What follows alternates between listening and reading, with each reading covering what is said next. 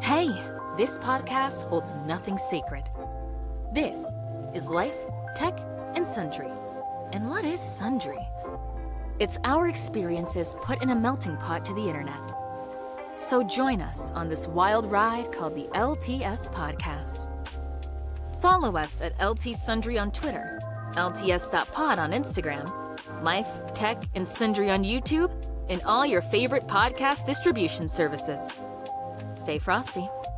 Ladies and gentlemen, thank you for joining us on this episode of LTS Out of Office. With me is Big Al, Cynthia. How you doing? What's going on, Marcos? Glad to be back. Can't wait for this combo. And of course, speaking to you right now is Mar. So, let's slide into a quick sizzle reel of what we got today. So, hold on to your lab coats and ramen rolls, folks, because on this episode, we're wrestling Robot Dog, Gone Rogue. Somebody call Scooby-Doo, please. Unleashing cows who think they're royalty because they're potty trained. Move over, Prince. What else? And we are also dissecting a Bocchi the Rock key visual. That's so bizarre.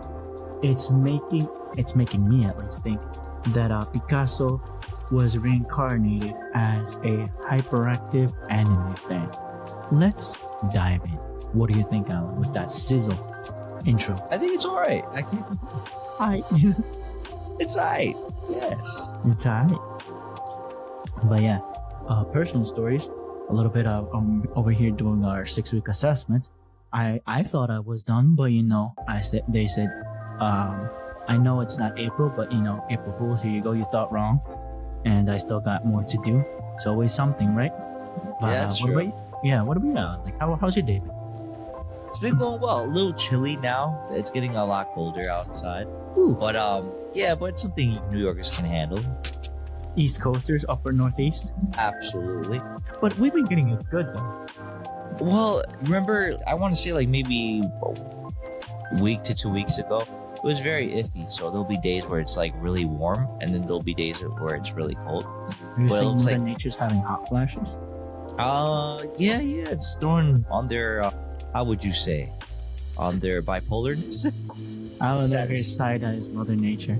Yes, how dare you, Mother Nature, or Father Nature, or whatever nature. Whatever nature, yeah. Nah, but more than anything else, it's like obviously we're in that transition phase of going fall to winter, and obviously it's going to get a lot colder. But I think I guess the bright side to this is all the foods and snacks and stuff you obviously get during the season, right? So you start getting that, I guess, that very popular pumpkin spice. You start gravitating towards hot drinks instead of the ice drinks. Except for those warm days though. Yeah, no, of course. I still go for, my go-to iced green tea. Yes, but sir. more than anything else, like I start having that craving of having like more so like toasted bagels with cream cheese and stuff like that when it's colder. We're Northeasters. We do it every. What? Well, the thing is that sometimes I switch it up, right? And during summertime, or the warmer season, Yeah. I usually want to eat, at least for breakfast, I'll gravitate more towards sausage, egg, and cheese, bacon, egg, and cheese, and not so much the cream cheese with On a roll, or what's your bun of choice? usually usually a roll, or maybe a bagel or croissant. It really What depends. about the square one? The ciabatta roll. I didn't know how to say it, so you knew what I was. Yes. Yes. Oh, yes. Of course. The ciabatta roll. Yeah, of course. I've been really into the sourdough bread lately. Really good. I remember you were telling me you were gonna, chef up your home brew on that. I want to, bro. I haven't had the time, but No, man, you're busy. I mean, you're a man with multiple hats, even though you're repping the East Coast right now. yes, I've been super busy. Thankfully, my brother and I are helping each other out to get onto with the business and everything. So it's been panning out. Thank God, a lot better. But Yeah. what's it called? Yeah, no. For the longest time, I've wanted to. actually, buy the ingredients, start from scratch, make sourdough starter. That way I can, potentially at home whenever. Mother do? Yes, get that starter sourdough to make that what's it called, sourdough bread, which is interesting because I've been like, the more I look or talk about it, like my feed on my Instagram or YouTube, and we're talking about it's hearing. Yeah. Hey, yo, give me some good discounts for autumn, for dough. So give me that dough. Yeah, whatever you think is dough. No, yeah, absolutely.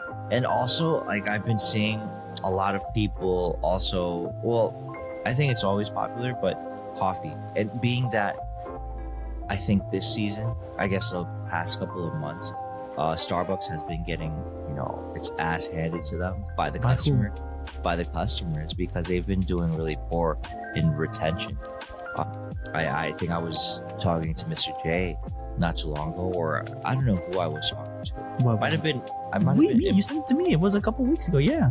Oh yeah, it might have been you, but I know I was actually something was popping off. Yeah. Yeah. So basically, what's going on is the retention for customer loyalty has been dwindling, and it's due to the fact that Starbucks has not caught on with the prices or changed with the times, offering the drinks that they're very popular for. But unfortunately, it seems to a lot of the customers that the quality of the drinks on how they're being made isn't up to snuff, or isn't on par on what they're asking for as far as payment is concerned. So it's an expensive product in coffee, which apparently it's not supposed to be to a certain extent, because all you're really doing is serving coffee and specialty drinks, whether it be your macchiato, your cortado, your latte, your cappuccino, or what have you, your mocha. I sent you the link about the YouTube video about it. Like, what makes it stand out from everyone else now? Yeah, so not, and again, I get where that video is coming from, where it's like everybody's basically doing the same thing, and to a certain extent, they're doing what any coffee shop does. But what Starbucks was basically able to provide was an experience where you go, the name on the cup, you get that one-on-one with that person. Everything was standardized to a certain extent, and it really became a very that go-to place for your coffee. I mean, you had competitors like maybe Krispy Kreme or McDonald's or Dunkin' Donuts. Is this a West Coast thing or nationwide? No, this is a nationwide situation. Possibly you don't see it or feel it if you live somewhere other than the United States, like say South America, Central America, maybe they got strong coffee in the streets. Europe and Asia. Well, the thing is, Starbucks is very much considered a Western American company on the I guess on the same par as McDonald's. Is that an insult or a compliment? I don't know. Well, the thing is that they have a lot of cachet, right? So they have very good, how would you put it? They have a great reputation to giving high quality, and it almost seems like it's even a better customer service, better experience overall, which people are willing to pay more money for that experience because you're actually selling an experience. Over here in the States, unfortunately, it's gotten whittled down to a simple interaction of like going into a coffee shop, like a fast food joint where you go in. Yeah, you just go in, grab whatever you're gonna grab, and leave. Most people that are on the go, unfortunately, don't have the time to go through the experience. So when they're shelling out $5, $10, $20, $30 for like 2-3 cups of coffee or whatever specialty drink they're asking for, it doesn't kind of equate that fast service to whatever they're receiving. And I think the report also said that customer service, or that service with a smile, has not been there, and it affects the overall retention rate of your customer, or the loyal customers that want to go in and consume and buy your product. And unfortunately, they've been seeing record drops of of people not going to Starbucks. So they're hurting their wallets by not going because it's too expensive. It has crappy service, and the people that are on staff, unfortunately, are not very well trained. Where there's all weird kinds of consistencies of how they're making your coffee. So Yes. you might have the newbie making someone's macchiato, but they're supposed to know how to use the measurements and stuff like that, so everything comes out standard. But unfortunately, like in any place, sometimes you take those discrepancies where it's like, oh, well, I just add an extra drizzle because I'm trying to bang out 5 drinks in under a minute, so the consistency kind of drops. So people are online waiting, they're at the counter waiting for their drink, and the inconsistency is to the point where it's like you have maybe one person creating 7 drinks under 5 minutes or whatever the case is, and they kind of have to almost eyeball it sometimes because trying to do it the way it's the standard way of doing it isn't probably producing the amount of drinks that they're supposed to try to get the customer out the door. But unfortunately, the I guess you could say that double-edged sword aspect of it is that, okay, you probably are able to bang out 7 drinks in under 5 minutes, but now what's hurting you, or the thing that made you popular and made you what you are today, is what you're sacrificing in order for you to get more clientele out the door with a drink in their hand. And the experience is very lackluster, which they're kind of questioning. All right, so why am I spending $5 for a small cup of coffee when I can go to the local or their competitor Dunkin' or their competitor McDonald's or their What's the competitor Canadian who? Horton. There you go. What's the Canadian one? Oh, Tim Hortons. Yeah. Tim. Yeah. Or like a Krispy Kreme or something of that nature, right? So they go to that spot, and even freaking gas stations now, not all of them, but some have like Green Mountain, or 7-Elevens. They have Green Mountain coffee, or they have their own proprietary blend. Again, that's more of like a homemade type of drink, Folgers, that instant coffee. But I'm talking about like people or locations where they brew their own coffee, and you can either have a drip coffee, or if there's someone that's willing to pour you a shot, that's something that takes a little bit more time and care, and you have that convo with that person, and you're able to have some sort of relationship or community around that, and that's why it gets popular. People gravitate and want to go there because that person knows you by name. They put your name on the cup. They know you're a regular. They know what type of drink you're about to ask for. And unfortunately, Starbucks has to relearn all these things. And I believe they already fired I don't know if it was the current COO or CEO or someone along the lines, an officer in the business, where they need to kind of like get back into the program. And they've been giving a lot of I guess we'd say offers, but unfortunately not everybody is biting. So their customer sentiment is still kind of like, you're still a little too expensive for me. I think if I was going there every day, maybe I just go there every other day. Or the person that would go maybe every other day now says, okay, maybe I'll go maybe on the weekends, if that. But for the time being, I'm going to go to your competitor and get a cup of coffee there because it's a lot cheaper. It tastes almost the same. And, mostly it's the price and the issue of not having that community around the quality of service and the quality of drink that you should be expecting from a $5 small cup of coffee or specialty drink. So that's something I've been looking into, and very interesting. And I'm rooting for Starbucks because that's not because I want it to be a bigger conglomerate or a monopoly, just because I think the whole concept around what they brought to the table is really good. It's just that execution wise, I think they could do better. Like, honestly, me personally, I've always been more of a Dunkin' type of person to go to their shops because they offer, I guess, a bigger variety of food options. And But they know what they are. They're not like trying to like. Historically, Starbucks always wanted to go with what's his bookstore? bookstore.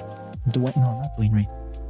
Barnes and Nobles. Like they would collab to incorporate that. Well, I think what also unfortunately happened, and this is, and I don't know if anybody has picked up on it, but the way I perceive it is that one of the big selling points for Starbucks is the exclusivity of it, right? So you go out of your way to go to the Starbucks to get your drink, and it might be almost an inconvenience for you, but you're willing to go because you know that when you get there, you're paying for that experience. To get there, the person treats you really nice.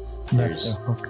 Right, so you have this whole kind of like experience, right? That's why you're paying on top of the dollar something that you should be paying for your coffee, right? You're paying the other $3 to $4 for the actual exclusivity and the community and the ambiance and the whole overall experience. That's why you're paying $4 or $5 for your coffee. But when they don't do that right, that dollar coffee, $2 coffee that you're paying for, kind of, you look at it and you're like, is it even worth paying the extra $3-4 for this lackluster type of experience? And let me get more to the point. That in itself is bad, but now when you reduce your company to a offering under the umbrella of another company, you kind of take away from the exclusivity of it. Yeah, you're convenient, but you're not as exclusive as you used to be. Let me explain. You just mentioned Barnes and Nobles, right? Yeah, and I'll give you a good example right now from where we've been to. All right.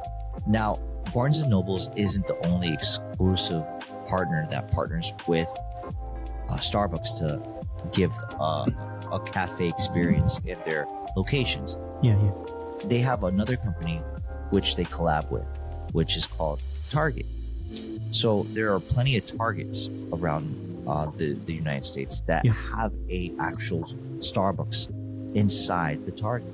Yeah. Now, that might not seem too bad, but let me give you an example. Over here by where I live, there's this mall where you have a Target and a Barnes and Noble.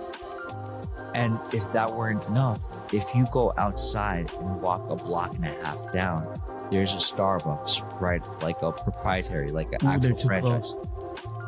So what happens is that they cannibalize each other's business. So you put that same Starbucks in order for you to draw more foot traffic into your store, so they can grab a book, grab a coffee, and you have business.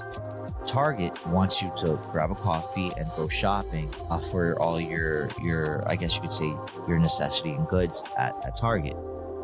That's your business, Yes. right? But now that you have, and I'm in a spot where if I go to the mall and I go downstairs to the lower level of Target and I look at the entrance, there's a Starbucks there. But if I just go up the escalators to Barnes and Nobles, there's a So cafe. there's three There's 3 Starbucks in the proximity of maybe within less than half a mile, probably. within a block and a half of each other. What's worse is that Starbucks upstairs in the Barnes and Nobles is just an escalator ride, like 1 floor away from the other Target Starbucks. And you're like, wait, so how does this work as far as exclusivity? And how does it work that Their price must be going down in those 3 areas, probably. right? So you kind of advertise again, perspective. You're advertising that you're an exclusive company with high quality X, Y, and Z, but now you're reduced. In order for you to have more sales, you're reducing yourself to being a part of under the umbrella of another company, and you might make a couple more dollars, but unfortunately, you're cannibalizing your own your own At business least those because three. Yeah, Yeah, those three specifically. but like that, there's plenty of other places that have that same problem. I'm pretty sure that's not I guess a single or a single place that isn't something similar going on, right? So Walmart used to be like that with Dunkin'. Remember back in the day when Dunkin'? Walmart was in our hometown over there? The Dunkin' Donuts was right there. Target was there with and Barnes and Nobles with its coffee. Starbucks was there. Like eventually Walmart left the town over there at the hometown. I'm trying to remember across the street, right? You're Yeah. saying? Yeah. Yeah, from no. If I remember correctly, it was Walmart. Dunkin', There was Burlington. Dunkin', Burlington, and that was about it, Yeah. right on that side. Yeah. Across the street, there, Target. yeah, but there was they at that time a point in time they didn't have the Starbucks I there. mean, just the top one with Barnes and Nobles, if anything.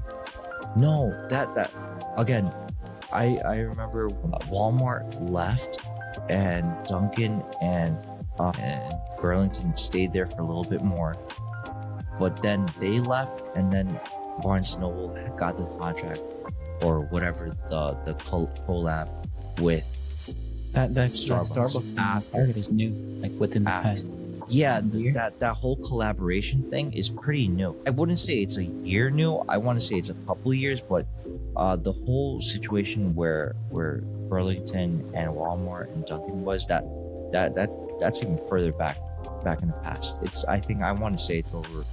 Before the pandemic. Walmart Definitely, was I want to say it's over like 10 years. I want to say, Mm-hmm. if I'm not mistaken. But the point here is that I guess you could say you lose exclusivity, you kind of lose what made you special, and unfortunately, people don't like to pay top dollar for a specialty drink that doesn't taste right.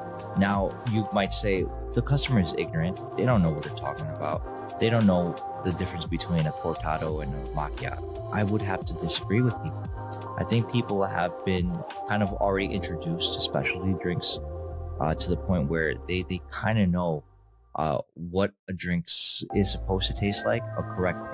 And when it's off, they automatically understand, hey, this drink isn't the correct one, or it doesn't taste good. And the last thing you want is your drink thing that you're known for to not taste good, because then people don't want to go to that spot.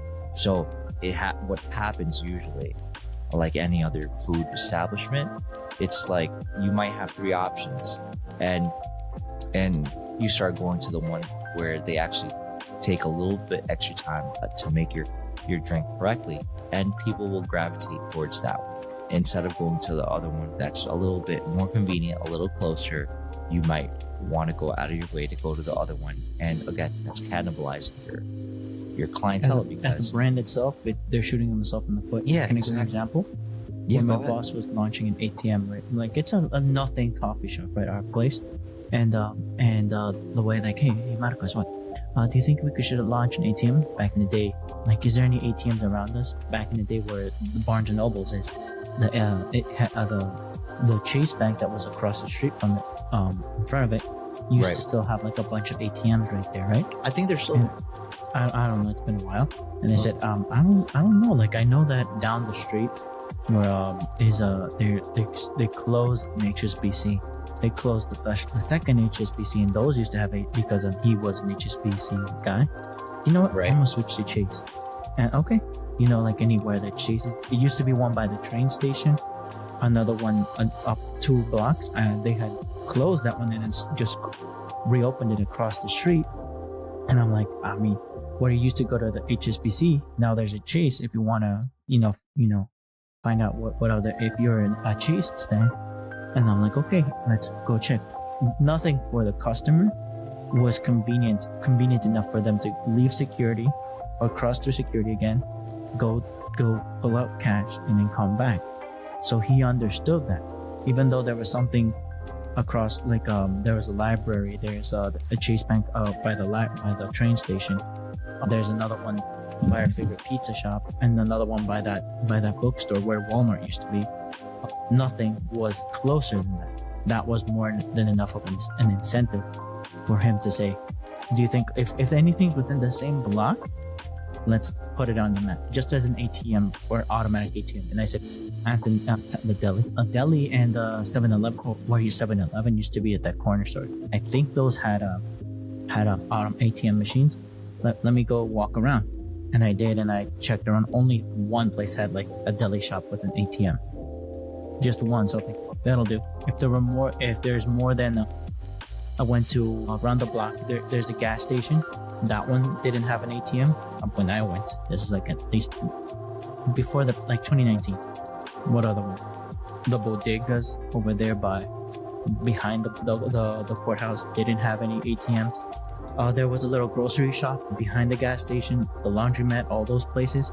Only the laundromat had what's that place? The place where you do your shopping, like a little local, not a bodega, like a stop and shop kind of thing. That one didn't have an ATM, and only one out of everything that I went around the blocks, only one shop, and that was like the deli by the bus stop.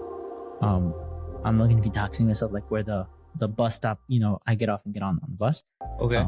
That one, only one place aside from the ATMs on the banks. Like, yeah, no. Then, do you think we can qualify for? What do you think? Knowing doing your foot report, do you think we could qualify for an ATM, or we could? It'll be lucrative. And I said, well, if you're a Chase user, you have at least three or four places. But when you're on the pinch, what would be the best place? And we increased. And he said, what do you recommend? I set a limit of how much money flows in and out. And I said, always start low. And what's the minimum amount? As a business, they were saying you could always put your price, you can always bring the prices down, but it's always super hard to bring it up as a general rule of thumb. But now for an ATM, the opposite is true. You could always set your limit, how much they can pull out low, and it's going to be easier to bring it up because there's going to be traffic. People are going to be demanding you to always fill up your reserves in the ATM. So we started low, and after a month or two, people recognized that there was an ATM here right after passing security. The first the customer pulled out for whatever X reason, they pulled out $200. That was the limit. Hey, can you do multiple pulls? Yeah, go ahead. And he basically pulled out a bunch. I was like, okay. So we're gonna have to triple the size of that reservoir. Yeah. And right now, like on a weekly basis, we're putting in like $3,000 a week, and it's like we're thinking of that should hold us for at least. This is already for 4 years. Like, yeah, if anything, let's do more research and make a bigger ATM for more money. But right now, like $3,000 every week, it's pulling and it's processing the money. And us being, even though there's competition, like I said, around where I work, just one ATM, but I don't know why. The security or convenience of being right in there in the courthouse makes it more viable. Yeah, absolutely. The convenience right there. And because it's the ATM, you're not dealing with the teller right there. Nope. Right. So, walking, especially whether it be like the heat of the summer, the humidity of the summer, or I guess you could say the cold weather, which we're entering into, it's like people would rather just take out their money, and even if they have to pay a small fee for the transaction, they'd rather do that than walk their ass all the way in the heat or in the cold and go through security again. Yeah, of course. Like, that makes sense. Exclusivity goes back to the exclusivity thing. Yes, that makes it very exclusive now and convenient. Now, like, I don't know if you noticed, but I want to say, obviously before the pandemic, and again, different type of business model. Chase had to reduce and cut down on the amount of actual branches they had. This was due to the fact that they had that same, I guess to a certain extent, they had a very similar issue from my perspective, of that Starbucks had, right? So they had to pay for all the rent, right? So this made banking with them a little less productive, because it had to come out from someone's pocket to pay for all the rent. Now, if you're a Chase branch, a bank branch, and your foot traffic is the amount of maybe the people that go into your branch is less than 10 people, or let's be generous. Maybe you're getting maybe between 20 to 15 to 20 people. It might not seem like a doable situation to keep paying rent that's costing you over a couple $1,000 just so you can, have maybe 20 or 30 people banking with you that are locals, right? Or Yes. that are continuous clients Yes. for that specific branch. So what they did was cut down on branches and just kept the ones that had more people or more foot traffic going to them, right?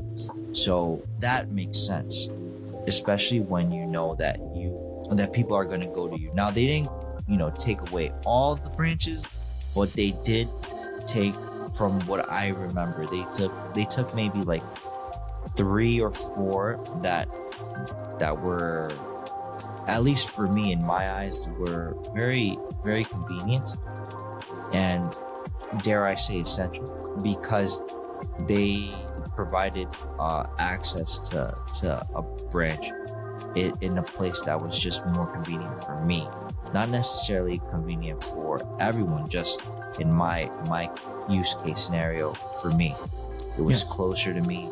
I didn't even have to think about,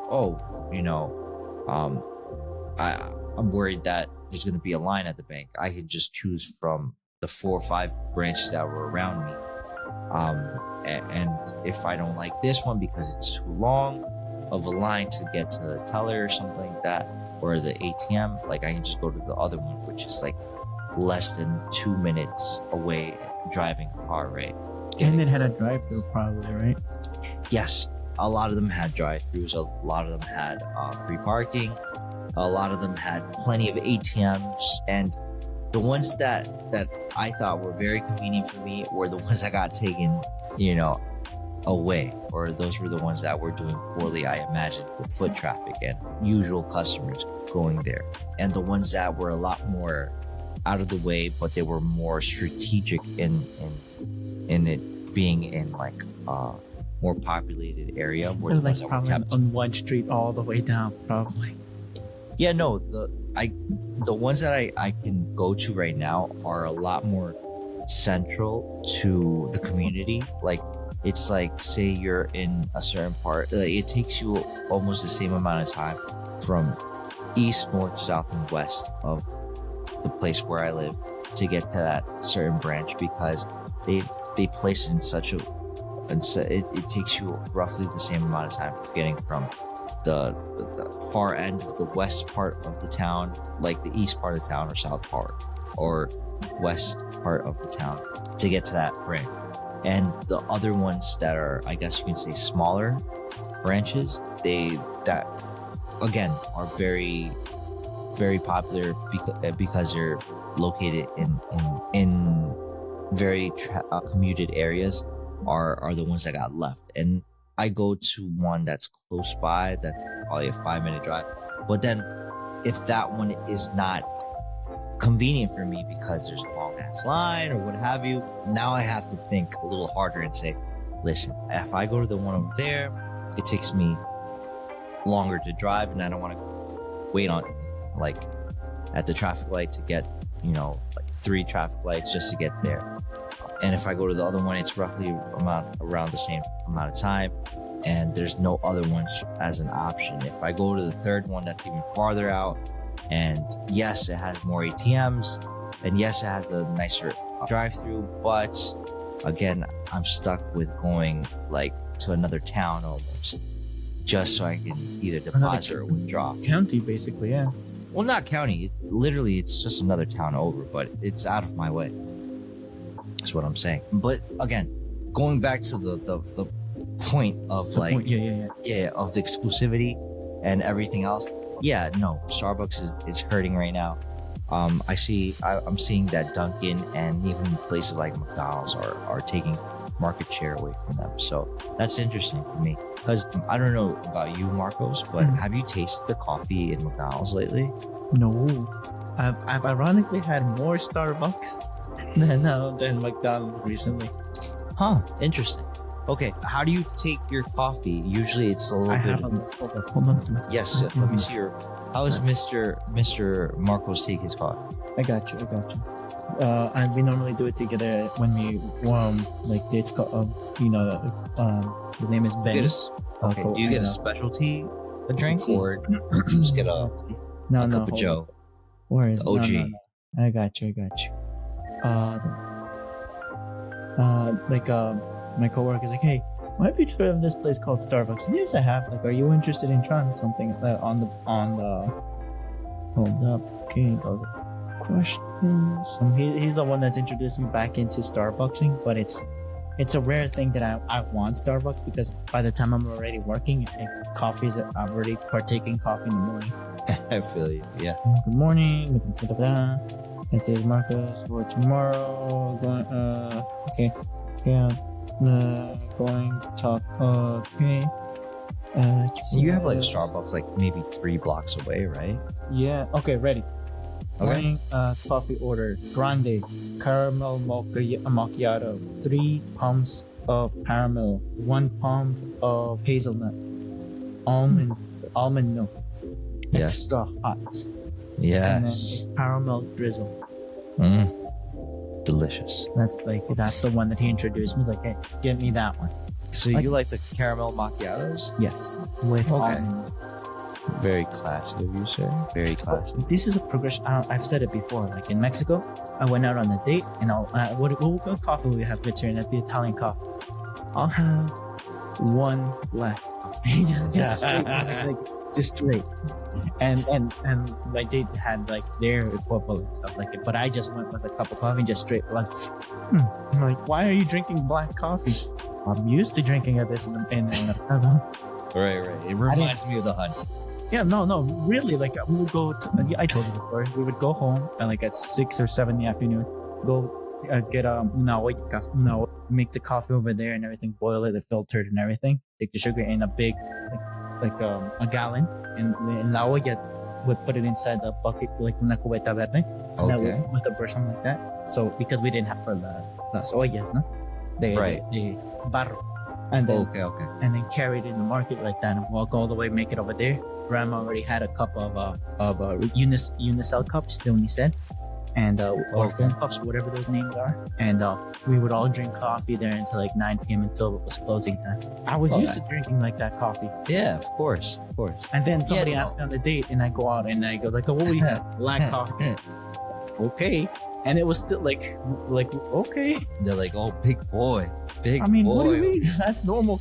I want coffee, not like right. So your concept of coffee was basically café de olla, right? Yes, sir. And Café it's de olla, different, which is very different from a drip coffee that people would make at some sort of coffee shop or cafe.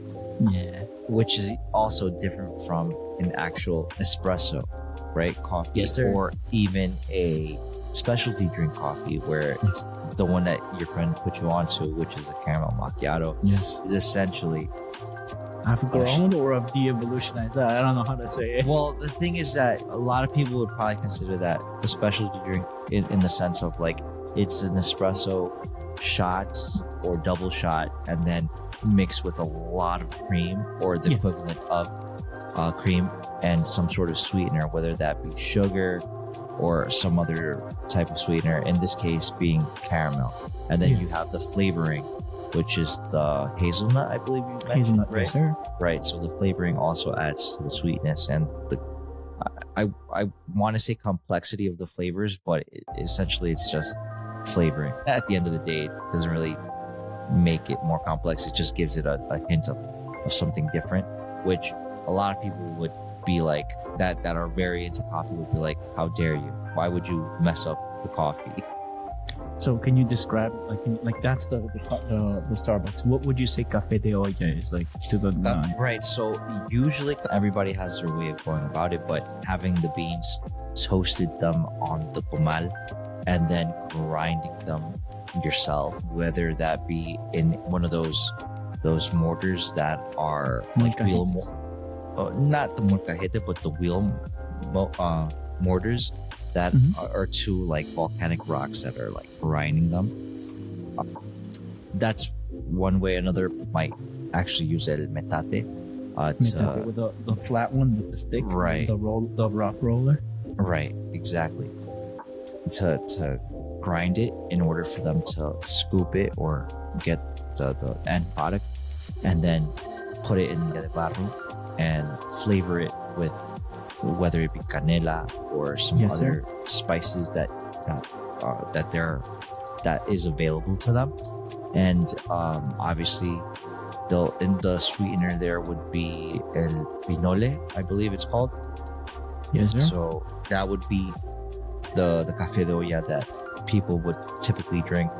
There's no milk involved, no cream, nothing. Correct. It's just poured straight into your cup, and you drink that and you enjoy that because from scratch, right, from start to finish, it stayed coffee. It's coffee. Yeah, and would you say the what's barro? With the clay? There you go, clay pot. There you go, it's a clay pot. Oh, like, yes. Do you think it'll give it a different body, like flavoring? Me personally, I wouldn't say that it has like a bigger influence than we think. Sometimes we just are it's a nostalgic type of I guess sensation where we think that certain things. No.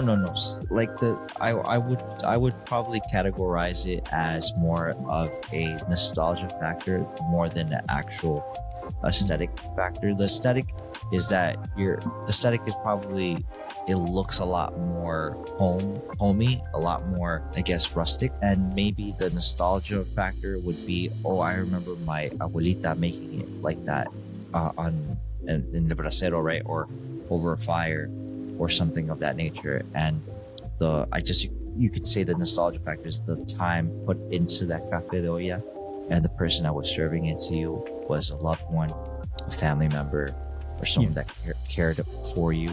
And that nostalgia factor makes you remember when you take that first sip of coffee, you're like, this is what life is about, right? So that's the nostalgia factor. The aesthetic factor, obviously, is the rustic way of how it looks and whatever the barro cups or the barro olla that you have your cafe. Again, that's all aesthetic. But sometimes that kind of triggers something in your mind where it almost equates whatever you're consuming from that to taste better, because you think it's a lot more pure, a lot more organic, a lot more, I guess you can say, or back original, to roots, if you will. Yeah, original to whatever you're consuming. So again, whether that be like a placebo effect where it's like, oh yeah, no, this is better, way better, where when in probably reality it's not too different. I don't know how much el barro actually contributes to, which is clay, clay pots, clay cups, clay instruments. How much it actually, adds to the flavoring of whatever you're consuming. With, in this case, the café de olla. In this case, coffee. Yes, but there is something to be said about the other two things that we mentioned earlier that definitely influence and kind of like trigger those type of emotions, where when you go to a coffee shop and take a cup of drip coffee, it just doesn't taste. And then my date says like, well, why? Like, you tell me you go work at the street market without telling me you work at the street market. I'm like, dang, bro. Yeah, like I drink my coffee black. Yes, no, I do as well, but I think more than anything else, try to figure out, at least for me, what type of coffee I would enjoy drinking that day. Because if you've noticed, and I don't know if you've noticed per se, like if you were to go to Starbucks and ask for like a regular black cup of coffee, no milk, no sugar, it's a lot more bitter than if you were to go to like McDonald's or Dunkin' or somewhere else, because usually, not always, but usually, a Starbucks has a tendency, at least to my palate, to my taste buds, to them toasting their coffee a lot darker. Now, they do have a blonde roast, I guess you can call it a blonde roast, I guess that's what they call it as well, where they don't toast it as much, but still it has a tendency to taste a lot more dark roasted than That's on the your bean then. Yes. No, not necessarily, because most of these companies all use and buy from similar providers, Yeah. purveyors of coffee beans. Yes. I think the only difference here is their roasting method, right? Yes. Each of them roast, or whoever the roaster is the one that's giving them the final product as far as toasted or roasted coffee beans is concerned. Yeah. As far as Starbucks is concerned, they tend to roast their coffee a little darker. Even their blonde roast is a lot darker, I think, comparatively to a Dunkin' or a McDonald's or. Can you ask for Tim. McDonald's, or just McDonald's has like one roast and have a nice day? So all of them, from what I'm told, or from what my research has given me, is that they all use Arabica coffee beans, right? So I believe there's like 3 classifications of beans. There's Arabica, there's Robusta, and there's Excelsior coffee beans. So each of these 3 beans have a different flavor profile, even amongst the Arabica that is highly used by all the companies here in the States. Usually Arabica is a lot more plentiful, Yes. a lot less expensive, a lot more mild in flavor, and usually the caffeine ratio is a lot more tolerable compared to like a Robusta, which is higher in caffeine, and the taste is a little bit more is a lot stronger with Robusta comparatively to the Arabica. Yes. And then you have single source beans, and then you have like a mix where I guess people try to figure out how to mix these beans to get a certain, to get a different flavor profile out of it. This is why when you read on the side of a box of like coffee, it'll say fruity notes with a touch of licorice, or a touch of cacao, or toasted, or burnt, or leathery, or whatever flavor. There's like wine levels kind of stories back here. Yeah. It like dried fruit, sometimes acidic. So it's very complex when you get down to the nitty gritty. But when it's like I want to say when you go and you get your K cups and stuff like that, or your instant coffee, all that complexity of the coffee is pretty much lost due to the processing of it. So you don't get all those rich, delicious, juicy, acidic, fruity, Even having the bags in Dunkin', like it's aromatherapy. it smells good. Yeah, it smells good. But unfortunately, flavor wise, you don't know when that, unless it has a day dot on it or something like that. Yeah, you don't know when it was roasted. You don't know when the fruit got picked, when it was toasted or roasted, and when it was grinded, and when it was packaged and labeled and You're shipped to hitting me that. right on the feels when you see the dots and all those things. I'm like, God dang, the date dots and everything. Yeah, bro, I'm telling you. If you know, you know. Hey, absolutely. And it's interesting because it's like you would think that they're giving you like the highest quality, like they're giving you quality. It just isn't the highest quality. This is why a lot of people when they go when to you're going like up there in those levels, it's a totally different shop. world. Yeah, an actual coffee shop, like you start tending to see the difference between coffee and coffee. Do you think when you drink, like you said, the second coffee, do you think they sip and they just start seeing the Matrix? Not necessarily, but I know that they have like cupping spoons and tastings for the coffee, so they can kind of get a grasp of how the coffee develops, depending on the roast or the level of roasting that they do to that certain bean. Remember novellas? They would like grab like coffee novellas, like they would grab a coffee and like just try it different types, and like they wouldn't drink it, they would just sip it, taste it, and then they spit it out. Like, I wouldn't know, bro. Like I grew up like my mom watching those novellas, and like okay, this one passes, this one needs more roasting, like that kind of level. Like this is the good bean, this is the good maturity. Like the same, even though it's the same finca or the same place where the beans are being processed, but it's in the open field. and they would do the processing there. This is a mature bean. Don't sell this one. Sell this one. Like they would have beans at different levels from the same field, same maturity ages, if you will. Right. Yeah, like all that has to do with elevation and hopefully like the quality of care that the farmer is doing for that certain bean. Humidity, the temperature, all that takes into account of how good or how bad the quality of the coffee or the abundance of fruit. The hometown could probably sustain coffee. Yes, and I remember that people would have it, but I think there's places in the state that have a better, fine-tuned temperature and humidity for the production of coffee. Mexican coffee isn't as popular as, let's just put some names out, Brazil. Jamaican. No, but you would probably say Cuban. Yes. If you were going to talk about an island, right? Guatemala, Costa Rica has really good weather for coffee. Do you think Colombian is good? Colombia has really good weather for coffee as well. Places like Ethiopia have really good weather apparently for coffee, and these are the places where people want to get their coffee from, right? As far as like to have the trees, pick the fruit, remove the seed, and have the bean, roast the bean, and get it through the process to make it into the final product that we drink. Yes.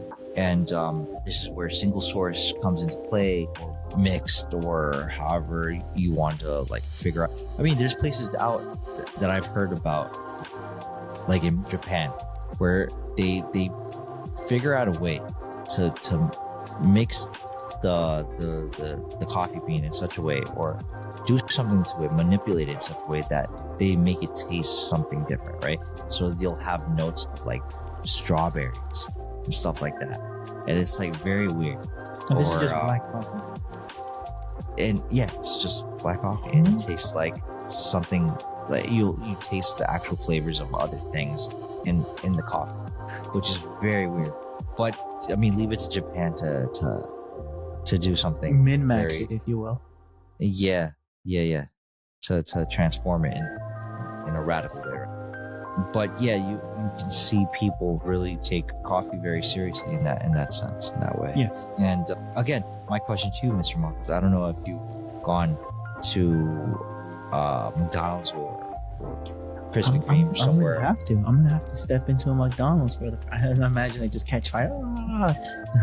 Like, how dare you? How dare! I'm again, Dunkin' and Starbucks, ironically, yes, but not McDonald's. So let's see how it goes. What is no? I've only gotten delivered. Like again, my coworker, he is like, oh yes. How long have you had like for the past 5 years? No, I haven't touched McDonald's. I got you. He's like, what? What do you want? Give me a Big Mac. Okay, I'm gonna get you a Big Mac, but no coffee. It's like, let me get a number 5. Some number nuggets. 7s. Those nuggets don't lie. What else? But yeah, no, but no coffee. I've only been Starbucks and Dunkin' for coffee. Okay. Yeah, no, definitely. I would say try your hand. Yeah, try your hand at something a little different. I personally, like summertime, I really enjoy drinking cold brew. Cold brew From is really Dunkin'? I mean from Dunkin'. Yeah, from McDonald's. I've tasted cold brew from Dunkin', from Starbucks, from Paris Baguette, and who else? And I think that's it. I think those are the places I've gone to for cold brew.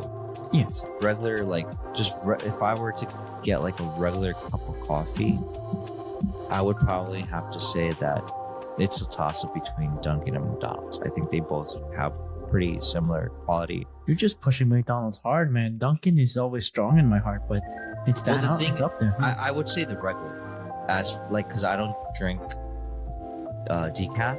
Yeah. And usually I don't drink what's it called, mixed, like what's it called, composed drinks from either McDonald's or Dunkin'. Mhm. If I do get like a specialty drink, it would probably be like a macchiato, or what else? Some sort of latte, but usually I stick to like just regular black coffee. I imagine you tomorrow just walking with a gallon of Dunkin' Donuts coffee and just take it to the family. To be honest, I don't like if I get like a medium sized cup of coffee, I try to drink it before it gets to the point of it being warm or like room temperature warm, like, because then I kind of don't taste anything besides the like, maybe I want to say like that, not burnt, just it doesn't taste appealing to me anymore. There's no real like, I don't know how to describe it, but it just doesn't taste good to me when coffee's cold. What about that big jug that you were walking, or you wouldn't buy the big jug because it gets cold too fast? Yeah, no, I usually stick to small and medium. I don't do large coffees. The only thing I do probably large would probably be green tea.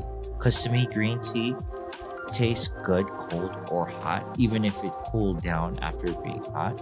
Whereas coffee, I tend to enjoy it more if it's hot. If it's cold, is because I ordered a cold brew. Yes. I don't usually ask for iced coffee. I usually ask for the cold brew. Mm-hmm. And the nitro brew is okay, but I still prefer the cold brew over the nitro. Mm-hmm. But that's just due to the fact that when you cold brew coffee, it takes a lot of the acidic aspect out of the coffee. And from what I've researched, the caffeine kick is a little bit more like passive, where it kind of gradually gives you energy. It's not one whole shot of energy and then you crash. So cold brew has a tendency to give you energy, a prolonged type of energy, where it's like it kind of develops as you enjoy it, step on it. Yeah. Damn. So that might be something you might want to try out. It's yeah, cool. I'm learning. I'm taking notes right now. And I usually cold brew for me, it's just straight up black cold brew. I don't do milk or sugar. I tend to find it kind of like masks the flavor of what you're drinking. So you're saying you want to be sponsored by Dunkin', McDonald's, and maybe even Starbucks in the future, right? Right? That's what I'm hearing. Who's to say? Sure. Why the hell not? Who's to say? I'm open to. I also want to get sponsored by Krispy Kreme, to be honest. Like you just looking down, Krispy Kreme? Crispy. Yo, Dunkin'? Shut up. Yo, shout out to Crispy. Yo, how What's another one? What's another one? Crispy, Dunkin', Tim Hortons, Why not? I accept them. I'm open. I've tasted Tim Hortons. Again, it wasn't like out the oven type of, or freshly baked, or however they produce their donuts. Mm-hmm. I found it to be a little dense and a little doughy. So I'm used to more like the airy type of donuts, more of like Krispy Kreme, Dunkin' Donuts type of donuts.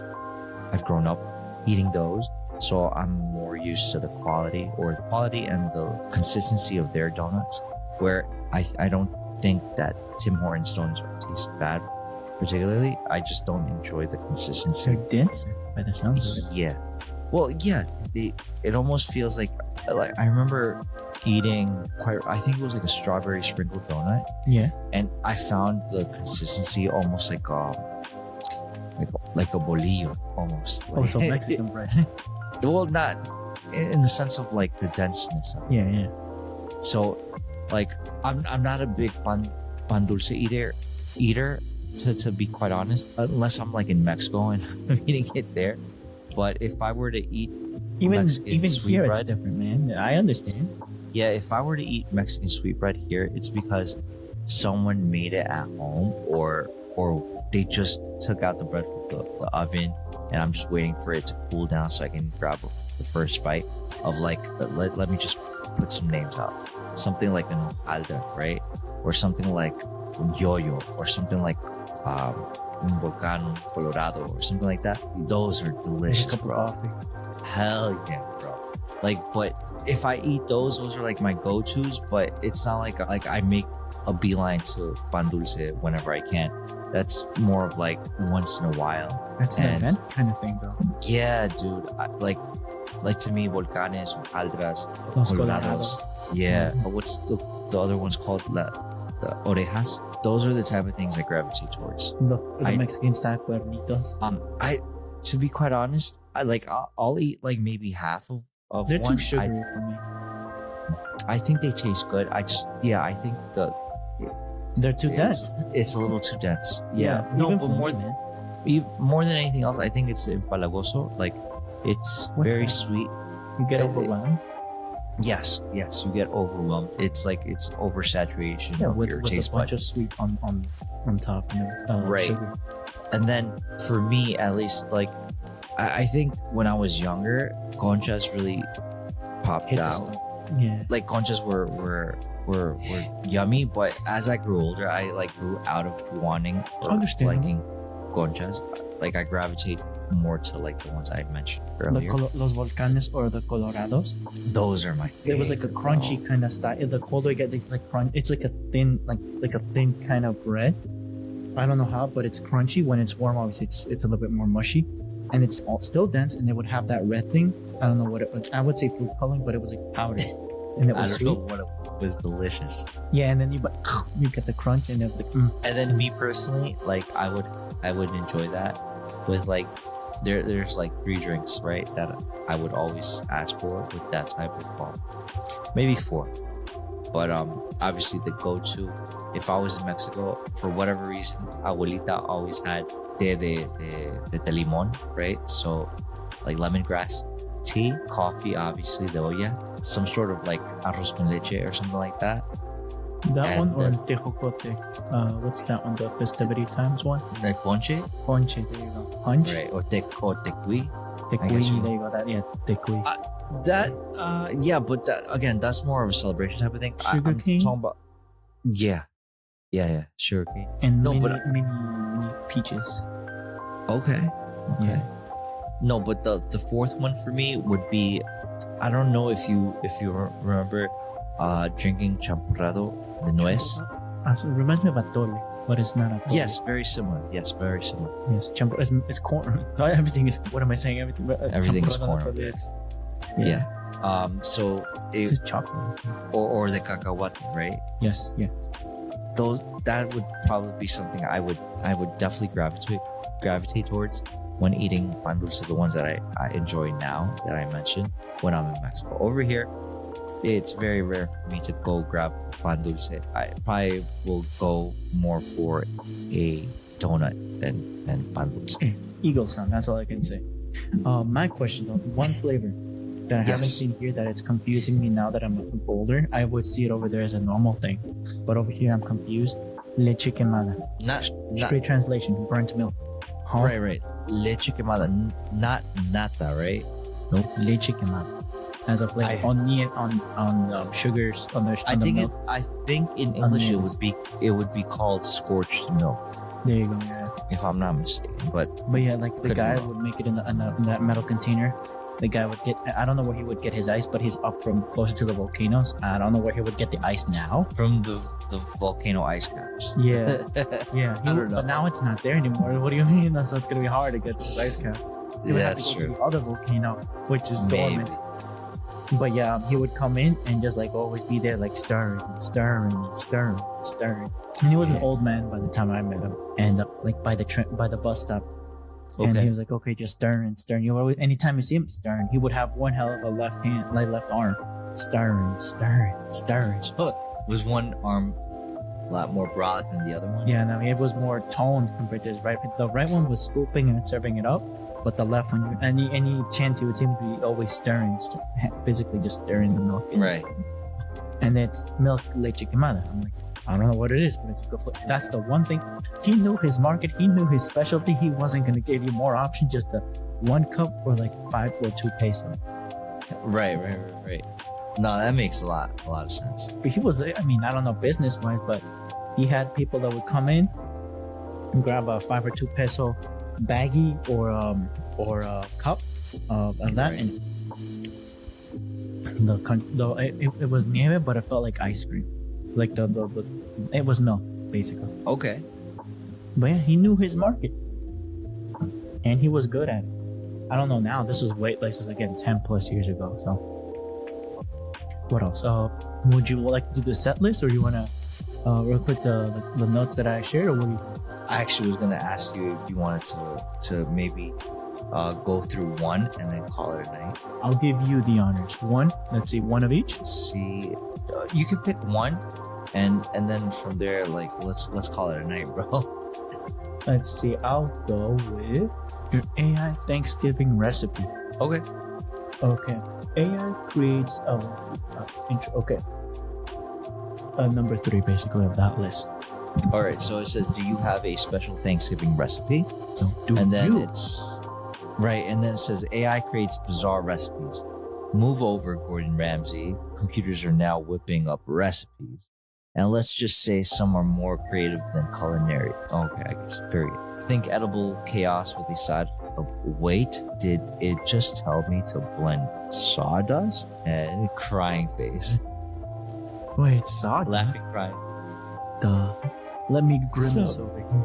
Right? And while some AI connections or concoctions, rather, are hilariously bad, IBM's Watson is actually serving up some weirdly delicious dishes.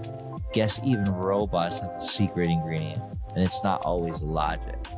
Alright, this reminds me of Futurama when Bender was the chef, and they were like at a competition, Yeah. and my man's secret ingredient was like a couple of drops of like plain water. What? That's what? I know. And it says the source is Popular Mechanics, and then the link is there. Yep. So the story provides. Yeah, I know, right? The story provides a look at the limitations of AI, particularly when it comes to understanding complex culture, traditions, and culinary preferences. Apparently, artificial intelligence still needs a little human guidance when it comes to culinary creativity and common sense. There Okay. you go, yeah. So, what do you think about this, Mr. Marcos? Well, I'm gonna expose myself. I've already asked whatchamacallit, the Gemini chatbot to modify Indian recipes with Okay. Mexican ingredients. Like with Mexican ingredients, I said this is the restrictions I want.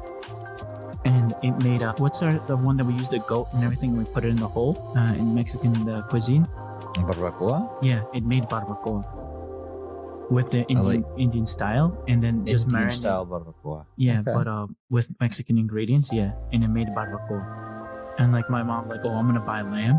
I'm gonna put it in the marinated box with the ingredients that it said. I'll share you.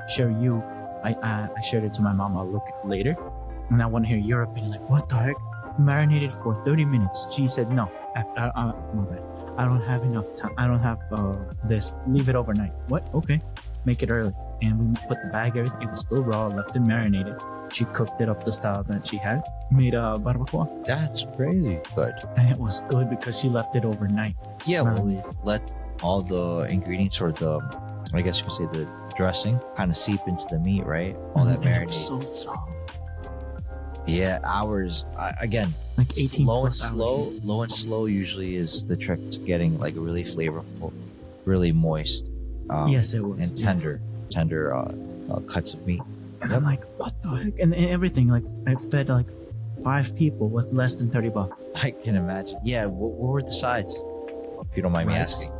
Mexican rice and avocado, and she wanted to make pico de gallo. I'm like, what the heck? And obviously the sounds cooking really time was good, like 30 minutes because she made her pico de gallo her style. The rice Mexican style. Wait, Avocado. what's her way of making pico de gallo? Tomato. My bad. It's in Yes, English. yes, It's in English. yes. I went Spanish in my head. Oh, Very good. a tomato, onion, cilantro, jalapeno peppers. What else? When everything is done, just a touch of salt, not a lot, just to make sure everything mixes. She never gave me a measurement. She's like, just a little pinch. I'm like, you can tell the experience of the cooker when she doesn't give you a measurement. She's like, this needs a touch of salt, and that's it. Yeah, definitely. One time, my dad was making quote unquote cake that my mom had given him. She's like, let me add more cocoa. I wanted more cocoa, and my dad's like coming in, tasting the batter. Marcos, what?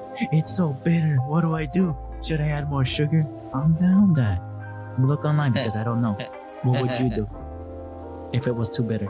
If the batter was too bitter? Batter for what now? We're making like a home style like baked bread. like cocoa and all those things. Like I forgot that, but the batter was too bitter, and I told him, if batter is too bitter, what should you do? Can I add sugar, more sugar to it? Because we wanted to make sugar free. Adding sugar would ruin the recipe. I mean, to be honest, to switch up the flavor and you want to add sweetness to something, you can always add alternative sweeteners. In this case, it really depends on, say the person that you're trying to make the bread for. It was for my dad. Yes, right. My dad. If diabetes is an issue, then I would probably suggest depending on the severeness of diabetes, whether honey could be a good option, or date honey might be a really good option, or there's another ingredient, spirulina, that might be another option. In a pinch, not knowing, you didn't know that you ruined the recipe because you wanted to be Chef Ramsay and be improvised, and you ended up making it too bitter. No matter what do you think I told him to bring it down, to mellow it out, to still keep that cocoa flavor and all those things. That was one option.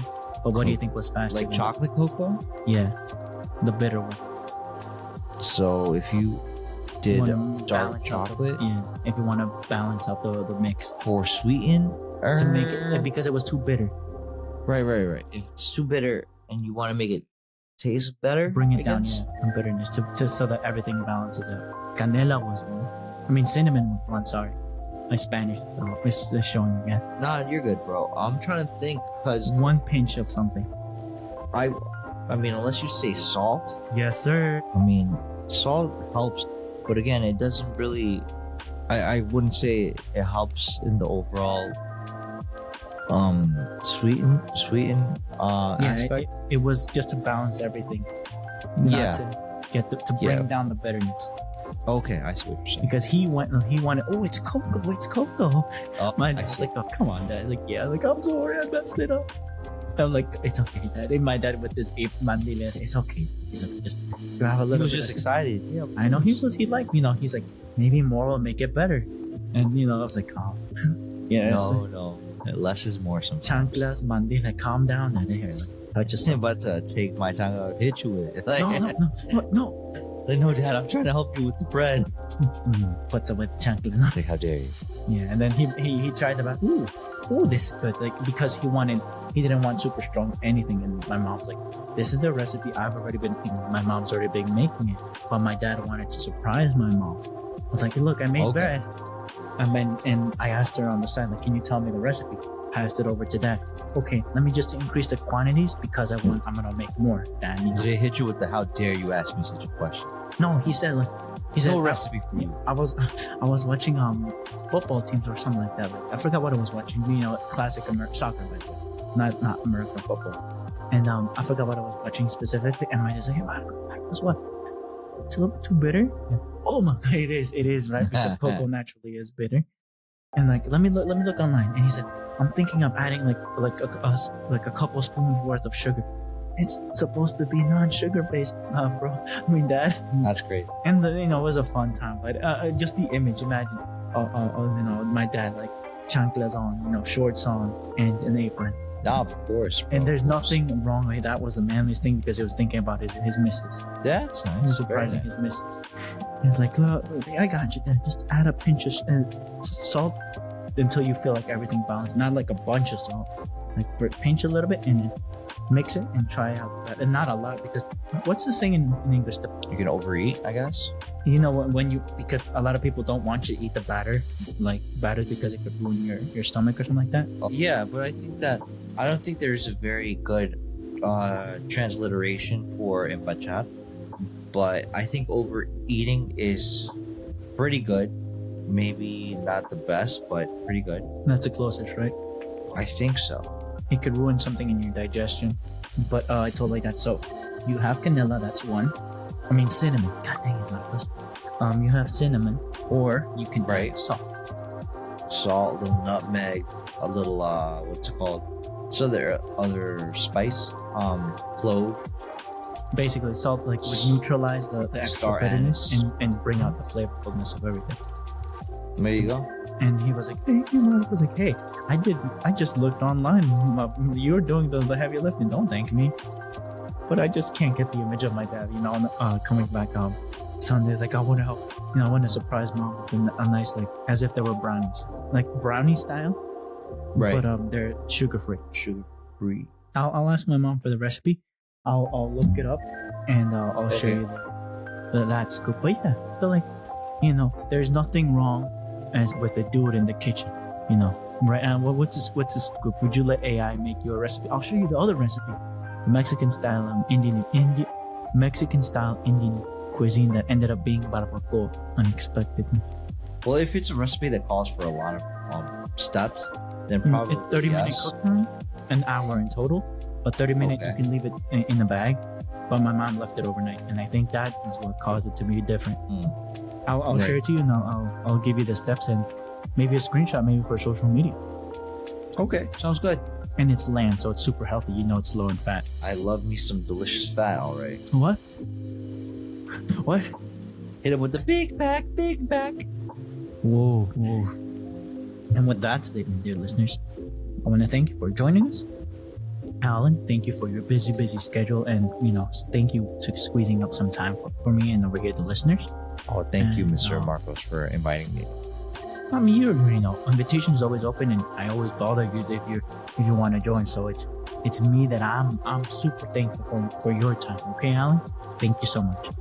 Thank you. Mr. And with that, dear listeners, question: meat or no meat on your favorite dish, and would you let AI mess with? And with that, my name is Matt, There you go. My name is Alan. and thank you. Stay frosty. Stay frosty. Mhm.